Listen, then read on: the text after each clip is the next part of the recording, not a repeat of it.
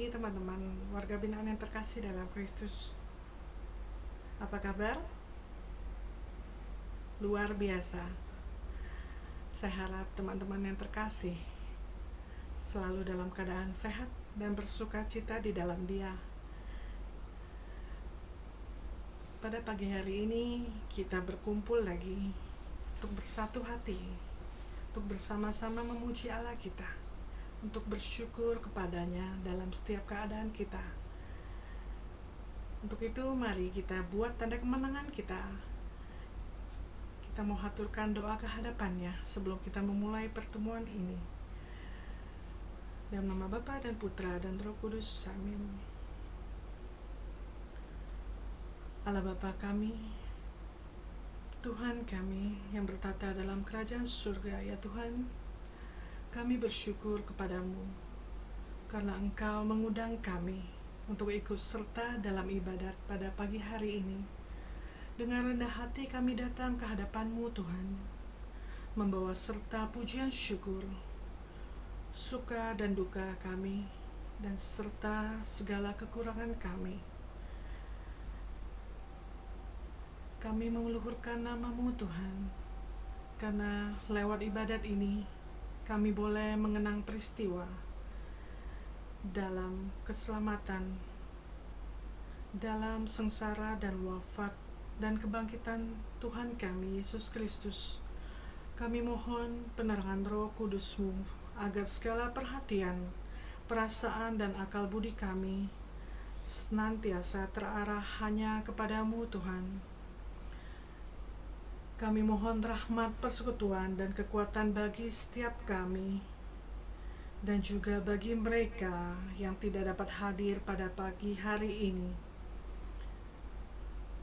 Bantulah mereka yang berada dalam berbagai kesulitan, agar mereka pun sadar bahwa hanya dalam persekutuan cinta-Mu, orang yang susah akan dihibur, dan yang beban berat akan diringankan, dan yang tanpa harapan akan memperoleh kepastian kembali.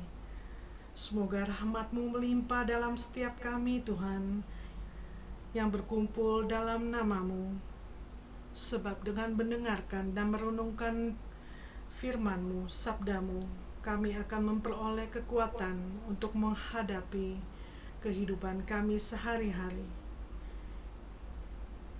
Ya Tuhan, limpahkanlah kasih rahmat-Mu pada setiap kami Tuhan.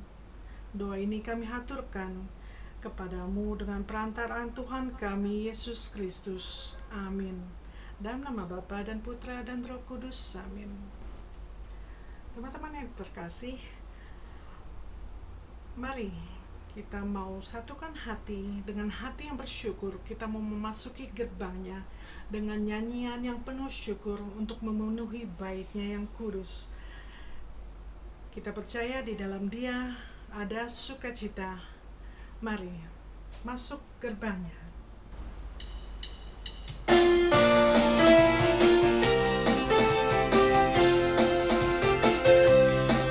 Mari masuk gerbangnya dengan hati bersyukur, halamannya dengan pujian,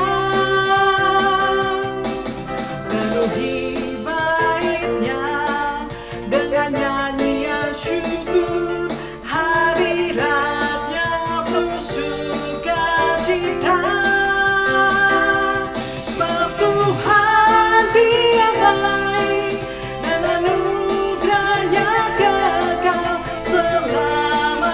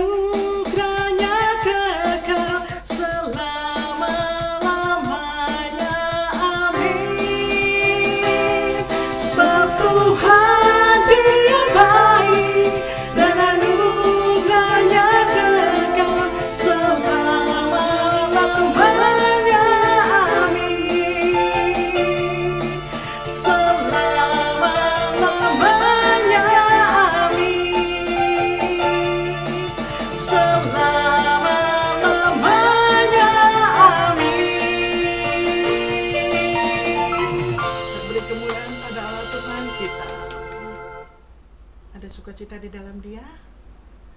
Saya yakin dan percaya saat kita memuji Dia, hati kita penuh dengan sukacita, penuh dengan syukur. Dengan hati yang bersyukur kita memasuki hadirat-Nya, karena kasih-Nya kepada kita, bagi setiap kita. Ia tidak pernah meninggalkan kita. Kita bersorak-sorai atas kebaikan-Nya kepada kita, karena Ia adalah Allah yang baik. Engkau baik.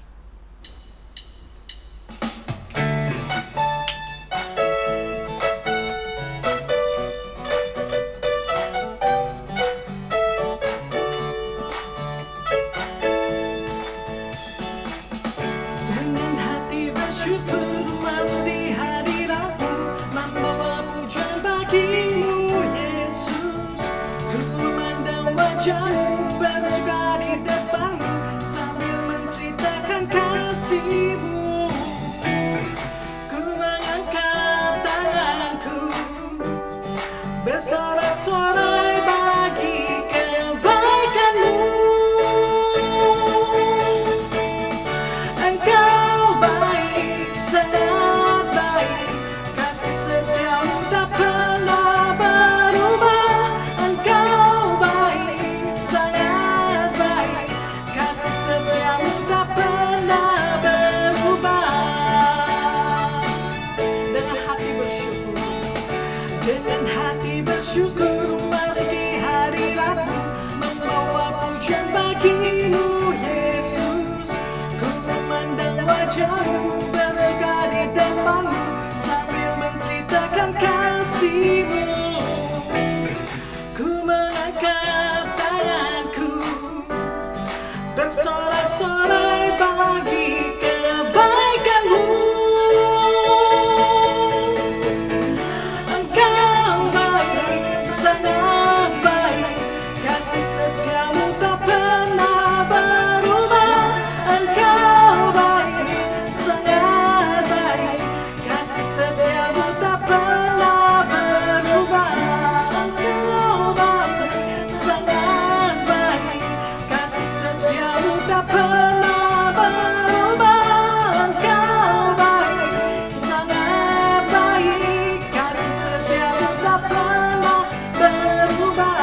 Kasih setia-Mu tak pernah berubah. Kasih setia-Mu tak pernah berubah. Beri kemuliaan pada Allah Tuhan kita. Saat kita percaya kepada-Nya, saat kita bergantung kepada Tuhan, kita percaya Ia akan menjamah kita menjadi suatu pribadi yang lebih baik. Biarlah Ia mengurapi kita dengan Roh-Nya yang kudus, membentuk kita menjadi seperti Yesus. Kita naikkan satu pujian, ku mau seperti-Mu, Yesus.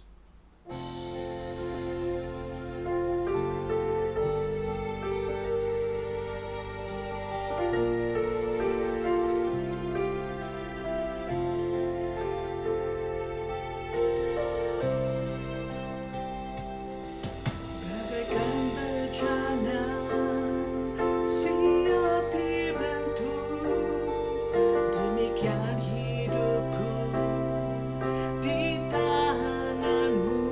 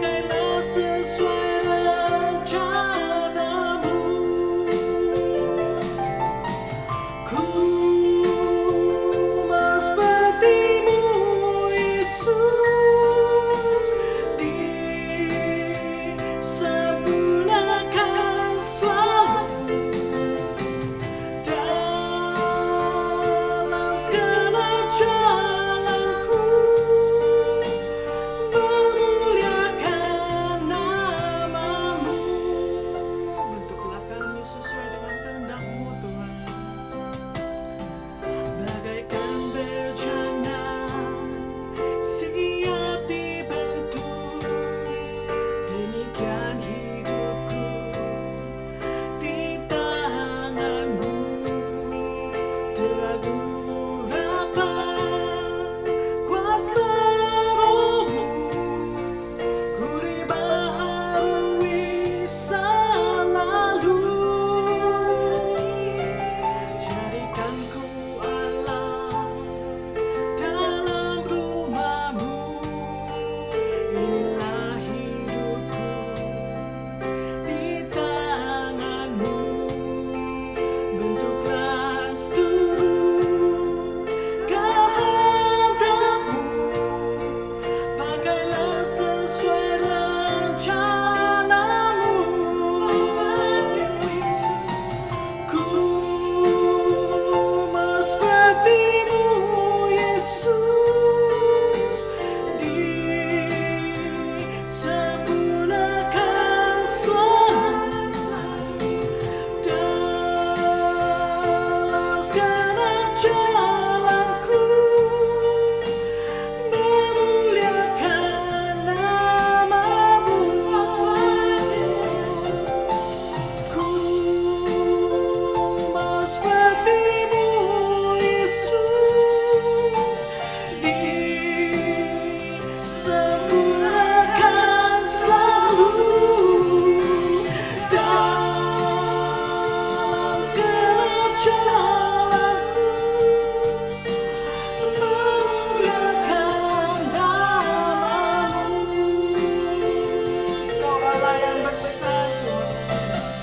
Kau Allah yang besar, ajaib dan mulia. Kau Yesus yang selalu membuatku terpesona. Segala pujian bagi-Mu ya Tuhan. Hanya Kau yang layak ku agungkan.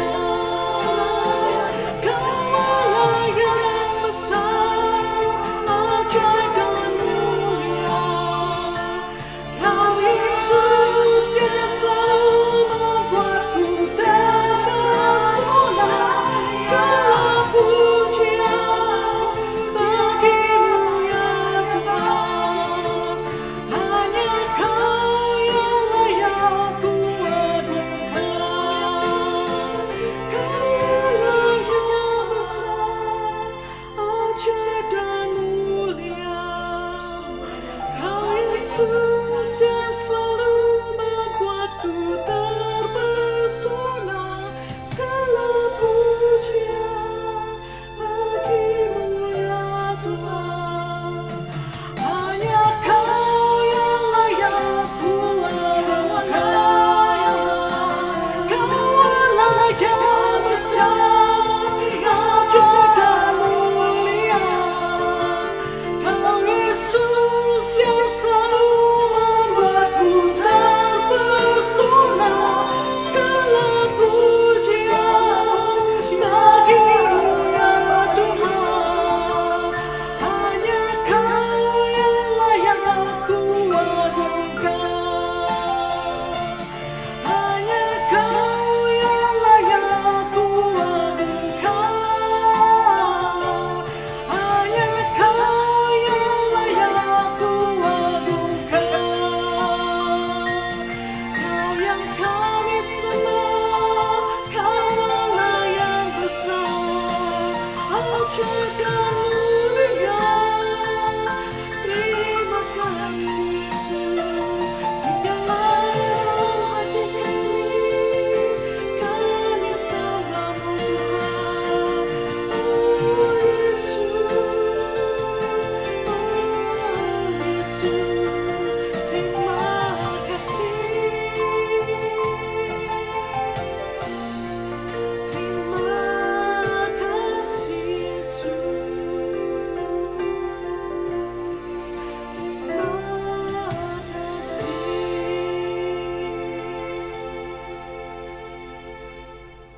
Halo semuanya, sahabat Lapas.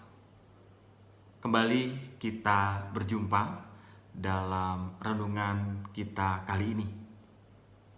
Dalam kesempatan ini, mari bersama dengan sahabat lapas kita akan merenungkan bagaimana akhirnya kita menjadi semakin serupa dengan Kristus. Menjadi serupa dengan Kristus, ada 4 hal yang perlu kita renungkan bersama. Yang pertama, kita akan belajar dari pribadi Yesus terkait dengan cara berpikir Yesus.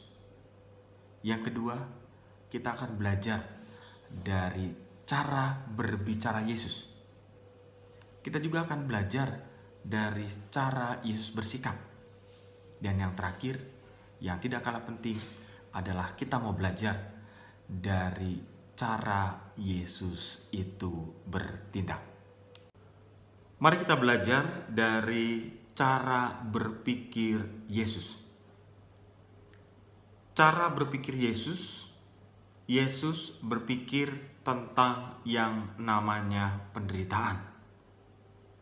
Seperti yang kita ketahui, cara berpikir dalam Perjanjian Lama itu sudah sangat jelas. Kalau orang baik pasti mendapatkan pahala. Kalau orang jahat pasti akan mendapatkan sesuatu yang tidak baik juga.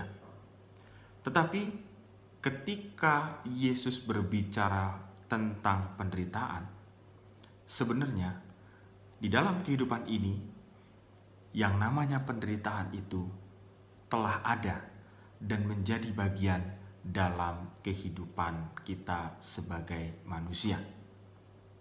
Bahkan kalau kita sebagai manusia menolak yang namanya penderitaan, berarti kita juga sebenarnya sedang menolak hidup itu sendiri.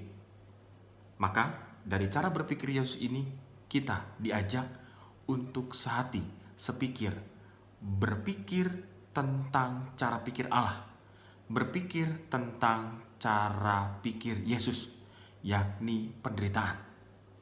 Contoh sangat sederhana, ketika kita melihat seorang bayi yang lahir, di mana seorang bayi yang lahir, bayi tersebut telah keluar dari zona nyaman.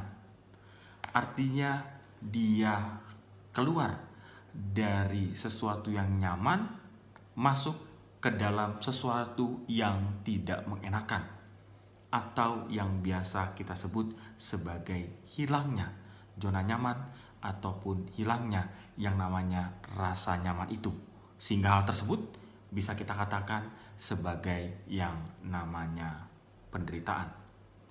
Tetapi yang namanya penderitaan itu hendaknya janganlah kita pikirkan sebagai sesuatu hal yang sulit, sebagai sesuatu hal yang berat. Di mana yang namanya penderitaan juga sebenarnya menegaskan kepada suatu kebaikan. Ketika apa yang saya katakan ini, yang namanya penderitaan itu menegaskan kepada suatu kebaikan, itu sudah kita lihat dan sudah kita pahami lewat pribadi Yesus Kristus.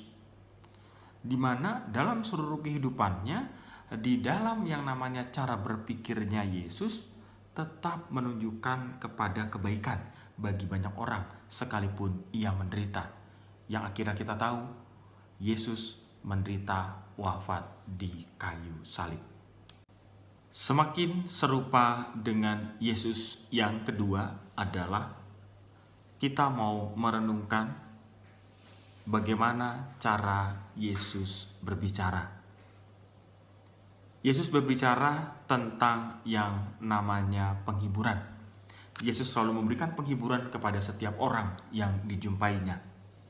Tetapi bukan hanya berhenti pada sebuah penghiburan saja, tetapi apa yang disampaikan oleh Yesus itu relevan, tetapi sekaligus signifikan dan bahkan penting untuk hidup. Sehingga apa yang disampaikan itu selalu berbobot dan juga aplikatif. Artinya dapat kita alami, dapat kita rasakan, dan bahkan dapat kita tiru dan dapat kita contoh di dalam kehidupan kita sehari-hari.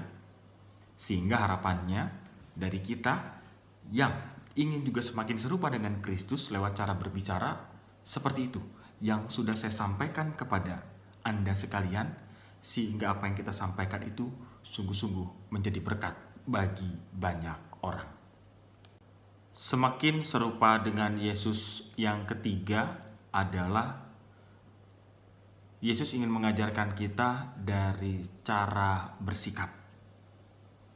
Cara bersikap Yesus dapat kita lihat sekurang-kurangnya dari 2 kisah yang ada di dalam Injil.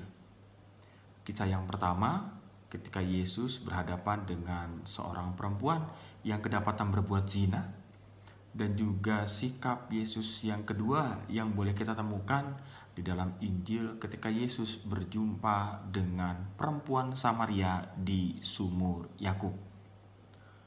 Dari 2 kisah tersebut, kita bisa mendapatkan salah satu cara yang mana Yesus memberikan contoh dari cara bersikap kepada perempuan yang kedapatan berbuat zina dan juga kepada perempuan di sumur Yakub. Dari pengalaman itu, akhirnya Yesus ingin mengajak kita. Yesus tidak mau menyalahkan keadaan, tetapi juga Yesus tidak frontal ketika berhadapan dengan sesuatu hal yang namanya yang melanggar hukum. Tetapi dalam kesempatan itu, Yesus juga tidak mau membenarkan orang yang berdosa. Pada umumnya, ketika kita mengetahui dosa orang, ataupun ketika melihat orang berbuat jahat, kecenderungan kita dari setiap manusia ingin menghukumnya. Tetapi setiap orang yang berdosa hendaknya janganlah kita kucilkan, hendaknya jangan kita abaikan, atau bahkan jangan kita singkirkan. Tetapi ini adalah kesempatan kita untuk menunjukkan sebagai murid Kristus agar semakin serupa dengan Kristus lewat cara bersikap. Akhirnya kita mau merangkul mereka yang disebut berdosa itu, sehingga mereka pun boleh merasakan yang namanya rahmat pengampunan, rahmat kerahiman yang berasal dari Tuhan. Bukankah kita juga sebagai pribadi yang menyalurkan rahmat pengampunan dan kerahiman itu bagi banyak orang? Itulah sikap Yesus yang sungguh-sungguh luar biasa yang telah dicontohkannya bagi kita. Menjadi semakin serupa dengan Yesus yang keempat adalah kita mau belajar dari cara Yesus bertindak. Cara Yesus bertindak dapat kita lihat melalui 3 hal. Tindakan Yesus untuk mewartakan apa yang baik, dan itu kita temukan dalam kitab suci lewat cara ia berkeliling, cara ia mengajar, dan cara ia menyembuhkan.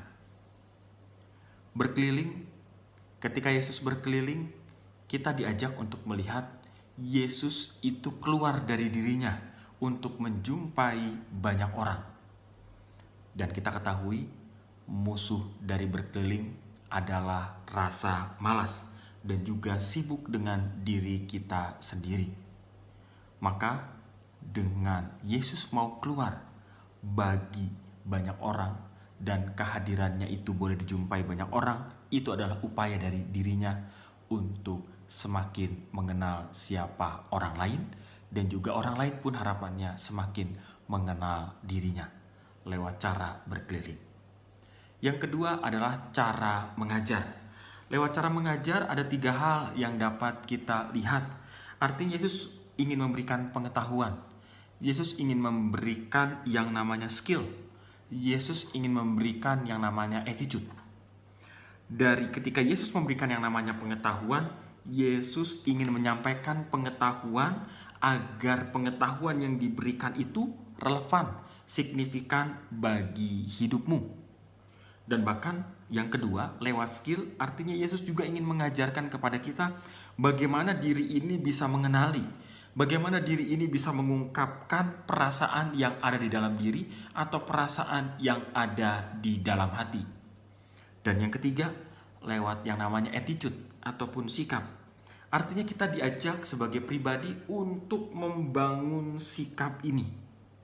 Harapannya misalnya kalau kita stres, kita itu bisa mampu bersikap bagaimana caranya kita mengolah stres ini sehingga akhirnya tidak berdampak buruk bagi hidup kita sendiri. Dan yang ketiga, tindakan Yesus yang tidak kalah penting dari berkeliling mengajar, yakni menyembuhkan. Di mana Yesus ingin menyembuhkan banyak orang yang dijumpainya lewat 3 hal. Yesus ingin menyembuhkan secara fisik, Yesus ingin menyembuhkan secara mental, dan Yesus juga ingin menyembuhkan orang secara spiritual. Di mana ketika Yesus melakukan aktivitas penyembuhan secara fisik, Yesus ingin menegaskan kepada kita, sebenarnya ketika Yesus menyembuhkan orang secara fisik, berarti Yesus ingin mengembalikan semuanya menjadi normal. Yesus ingin mengembalikan semuanya menjadi sedia kala. Orang tuli menjadi mendengar, orang buta menjadi melihat, dan orang bisu menjadi dapat berbicara. Sedangkan bagi mereka yang ingin disembuhkan secara mental, Yesus juga ingin mengajak kita supaya kita yang sakit secara logikanya, akhirnya Yesus ingin mengembalikan supaya kita dapat juga berpikir secara jernih, berpikir dengan akal budi yang kita punya. Dan yang terakhir, Yesus ingin menyembuhkan kita secara spiritual. Tujuannya ketika Yesus memberikan kesembuhan secara spiritual agar iman kita dapat berdaya guna, agar iman kita itu menjadi tumbuh, agar iman kita bukan hanya tempelan lagi, agar iman yang kita punya itu dapat berfungsi seperti sedia kala layaknya orang beriman. Maka dalam kesempatan ini, mari kita pakai cara Yesus bertindak itu sebagai suatu cara bagi kehidupan kita, sehingga ketika kita ingin bertindak, harapannya bertindaklah serupa seperti Kristus bertindak. Sahabat Lapas yang terkasih dan juga saudari-saudara dimanapun Anda berada, semoga dengan tema menjadi serupa dengan Kristus ini memampukan kita untuk senantiasa dari hari ke hari untuk melakukan perubahan yang ada di dalam diri ini. Kita tahu kita lemah, kita tahu kita berdosa, kita tahu kita tak berdaya. Tetapi ketika kita mau berjalan bersama dengan Tuhan, tentu Tuhan selalu memiliki cara yang terbaik atas kehidupan kita. Asalkan kita juga mau membuka diri, mau membuka hati, agar tetap menerima karya-karya ilahi, karya-karya hidup yang Tuhan berikan kepada kita. Tuhan memberkati. Baik teman-teman yang terkasih dalam Kristus, tidak terasa sudah sampai di penghujung acara ibadat pada pagi hari ini. Dengan apa yang disampaikan Romo buat kita semua, kita percaya kita lebih bisa belajar lagi, lebih bisa lagi menjadi seorang pribadi yang baik lewat tindakan kita, lewat sikap kita, lewat tutur bahasa kita kepada sesama kita, lebih bisa mengontrol diri kita. Kita ada karena kasih anugerah Tuhan kepada kita, karena kasih rahmat-Nya kepada setiap kita. Mari kita naikkan syukur kepadanya. I am here.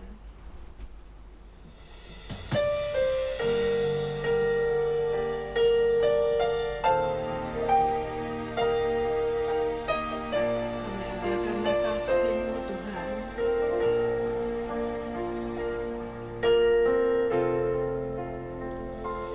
I am here because of your grace. I am here because